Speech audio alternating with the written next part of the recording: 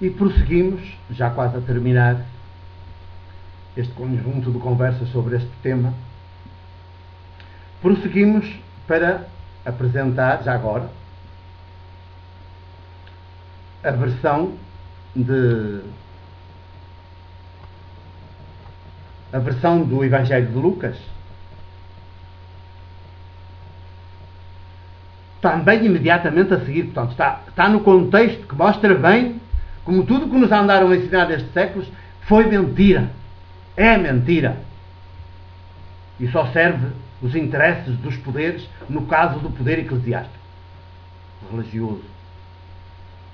A Igreja não é o movimento de Jesus.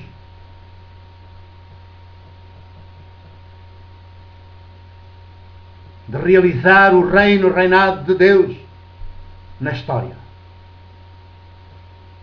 De Deus que quer criar filhos em estado de liberdade e de maioridade. Portanto, fazer de todos os seres humanos plena e integralmente humanos, pelo menos da mesma estatura de Jesus.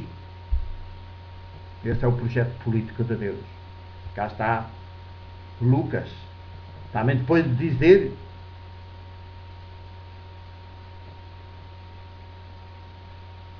proibeu-lhes formalmente de o dizerem, fosse a quem fosse, acrescentou: o Filho do Homem, também usa a expressão Filho do Homem, muito bonita, o ser humano maiêutico, é assim que se traduz no século XXI a expressão Filho do Homem. O ser humano maiêutico, portanto, o contrário do ídolo, Deus divinizado, de um humano divinizado, que é o ídolo. O ser humano maiêutico, que é Jesus. O Filho do Homem tem de sofrer muito. O contrário do tal Messias, poder, que esmagaria, faria sofrer muito, que são assim os representantes dos poderes. Fazem sofrer muito, fazem muitas vítimas. Então basta olhar para o nosso mundo.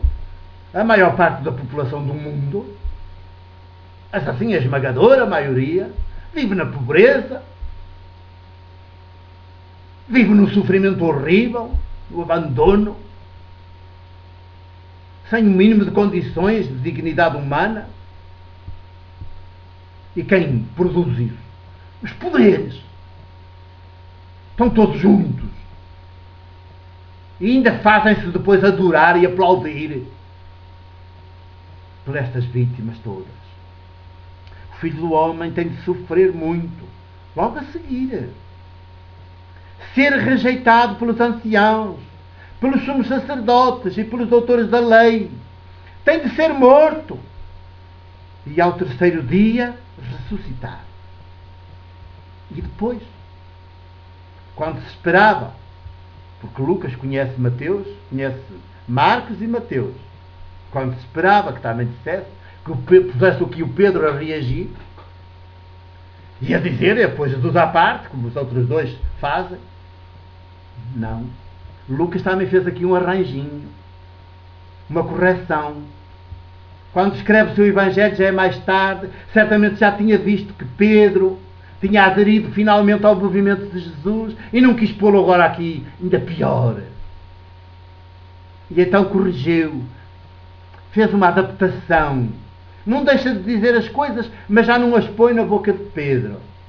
E diz, continua assim, depois dirigindo-se a todos, já não a Pedro, dirigindo-se a todos, disse: se alguém quer vir após mim, negue-se a si mesmo, toma a sua cruz dia após dia e siga-me. Pois quem quiser salvar a sua vida há de perdê-la, mas quem perder a sua vida por minha causa há de salvá-la. Que aproveita o homem ganhar o mundo inteiro, perdendo-se ou condenando-se a si mesmo? E nunca diz que Pedro o chamou ao lado. E eu percebo como este Evangelho foi escrito já depois dos outros dois.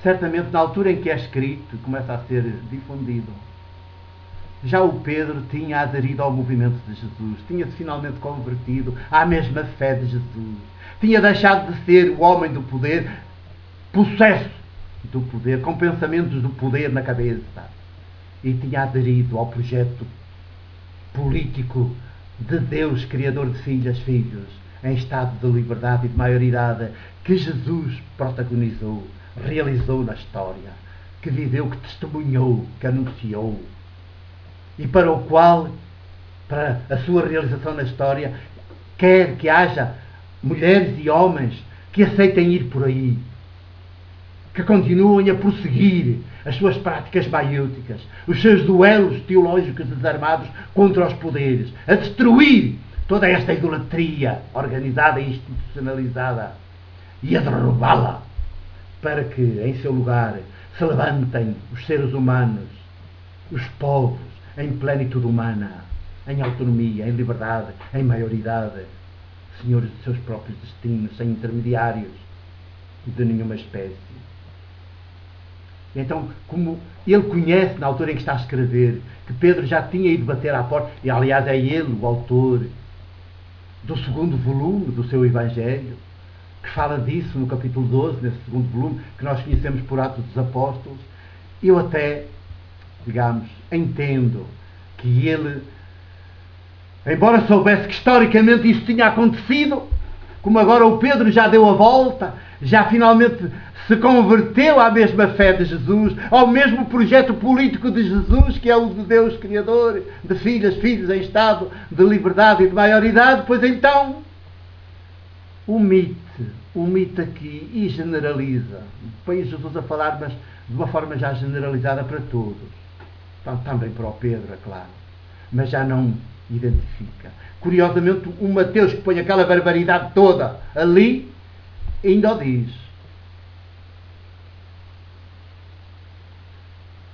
Vamos aprender. E se ao Mateus não tem perdão, aquela incursão, aquele pôr na boca de Jesus o discurso do poder mais obsceno, não tem perdão. Mas aqui o Lucas de alguma maneira tem, porque efetivamente ele, como escreve um segundo volume, testemunhará no capítulo 12 desse segundo volume, Atos dos Apóstolos, mal chamado assim, mas enfim.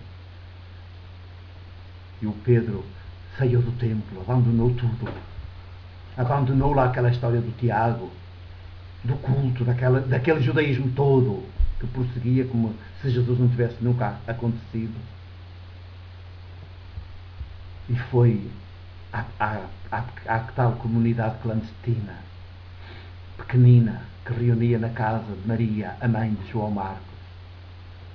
Não de Maria, a mãe de Jesus, que essa com os seus familiares continuava. Pelos vistos, continuava ainda. Aliada ao projeto do poder político, na expectativa da grande vitória.